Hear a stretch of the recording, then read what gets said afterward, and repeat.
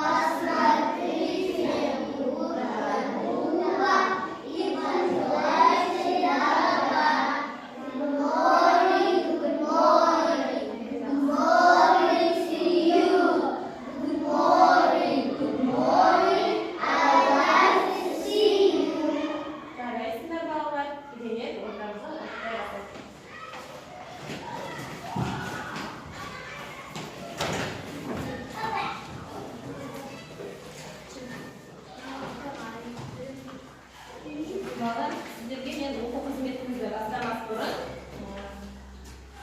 бұрын қан қыз әңгіме айтып берейін. Тыңдайықшы балалар. Қан қызы үйіне келе жатыр, екі адамның әңгімесін естиді екен. Біріншісі айтады екен, балалар, менікі жап-жаңа, шыдам жүреді деп айтады. Екінші адам, менікі әуеге тез ұшады, әрі жеп-жеңіл, терезелері жалтырап тұр деп айтады екен. Сонда балалар, бұл екі адамның әңгімесі не туралы айтып кетті, балалар? Кім айтады? Көліктер екен. Дұрыс айтасыздар, балалар. Көліктер туралы айтып жатыр. Балалар, қандай нелерде нөмір болады?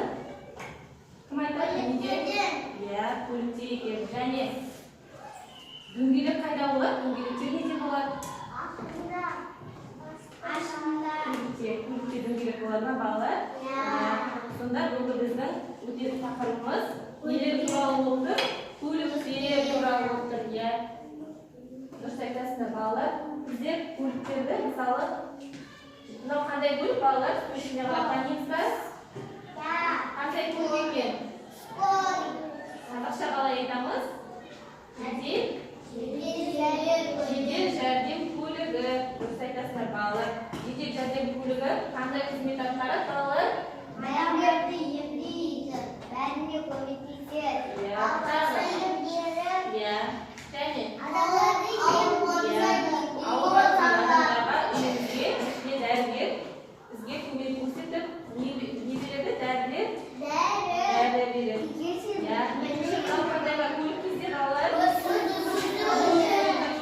Дұрыс айтасыздар, балалар. Бұл қандай жағдайларда жүреді?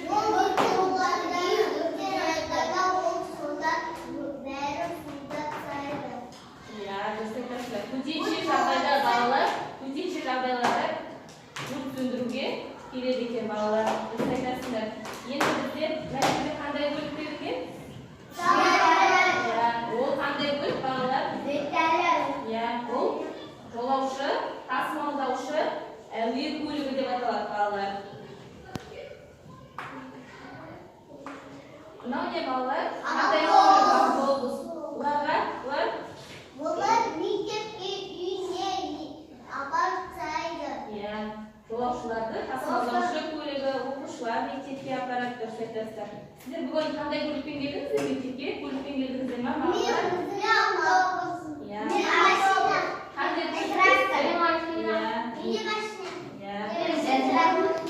Қандай түрлері бар көлікте? Қарайық, балалар, суретте қандай көліктер берген? Автобус,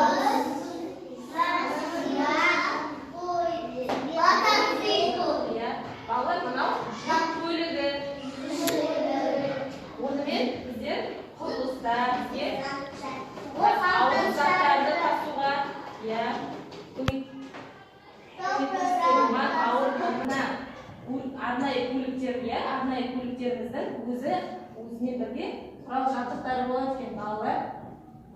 Мысалы, мына өрт сөндіру көлігінің жедел сатысы болады, өрт сөндіруге арналған баллон болады, және де мынау не зат берілген балалар? Су шашуға арналған құрылғысы екен балалар. Жарайсыңдар, сіздерге дайындалған тапсырмалар бар. Осы көліктерге байланысты сол тапсырмаларды орындай қойып топқа бөлініп. Сіздердің алдарыңызға балалар бірнеше нелер таратылады. Ішінде көліктер аралас. Бұл көліктерді балалар сіздер суда жүретін көліктерді және жолда жүретін көліктерді және үшінші әуеде жүретін көліктерді тауып тапсырамыз суретке байланысты.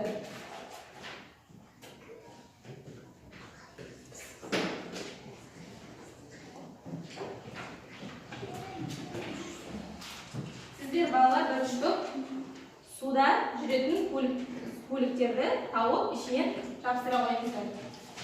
Сіздер жолда жүретін көліктерді тауып тапсыра қойыңыздар, иә?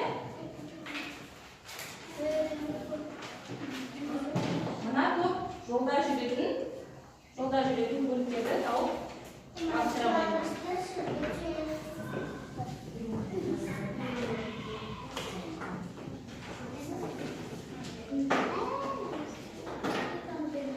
Жақындаймыз топ-топқа бір-бір.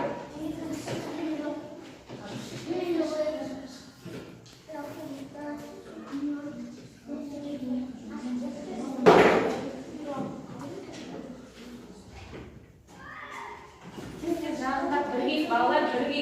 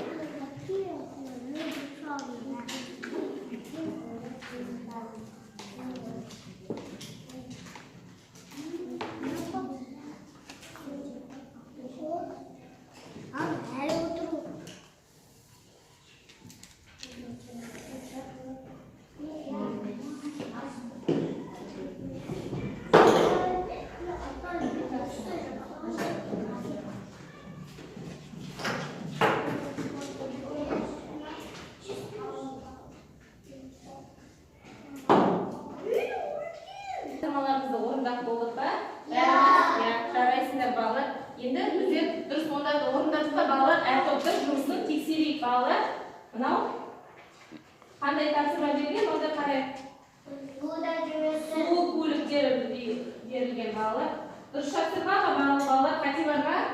Ішінде? Дұрыс па екен? Дұрыс екен. Керемет балалар, жарайсыңдар. Екінші топтың тапсырмасын қарайық балалар. Екінші топтың тобымыздың тапсырмасы. Қандай көліктер бұл балалар?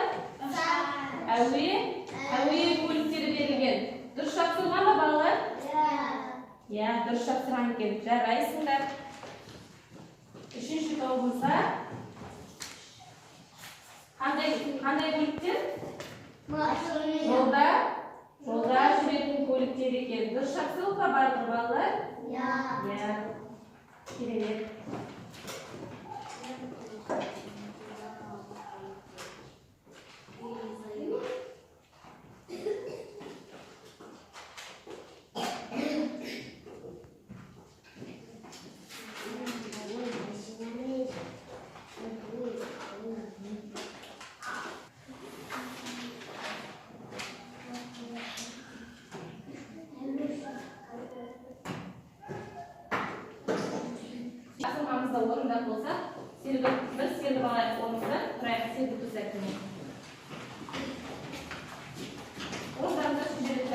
балалар алып тұрайық. Төрт дөңгелек, дөңгелек. Төрт дөңгелек, дөңгелек. Келесің сен дөңгелек. Қайталаймыз қимылмен. Сен дөңгелек. Жеткізер әр уақытқа. Жеткізер әр уақытқа. Қажет болған бағытқа. Қажет болған бағытқа. Оның аты машине. Кертос отыр, қанекей. Отырайық орнымызға балалар.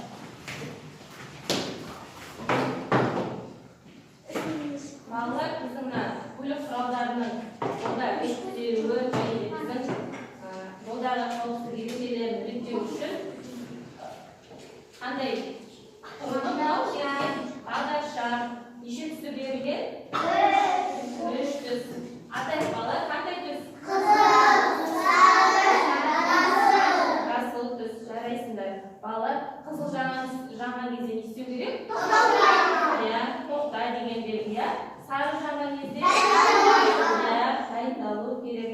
Ал жасыл жанған кезде жүру керек. Міне, балалар қуанып тұр екен. Жақсы, тамаша балалар. Енді балалар осы сабағымызды қорытындыласақ, қандай көліктермен таныстық балалар бүгін бізде? Арнайы көліктерге қандай көліктер жатады балалар?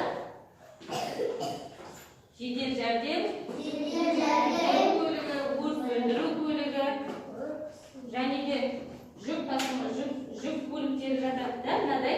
Мынау қандай қызмет атқарады балалар? Балалар, мынау бізде кран. Бұл қайда қолданылады? Құрылыста ауыр заттарды көтеруге арналған көлік. Жарайсыздар балалар. Ал мынау бізде қандай көлік балалар? Грузовик. Бұл бұған біздер заттар тасуға, ауыр заттарды салып, дұрыс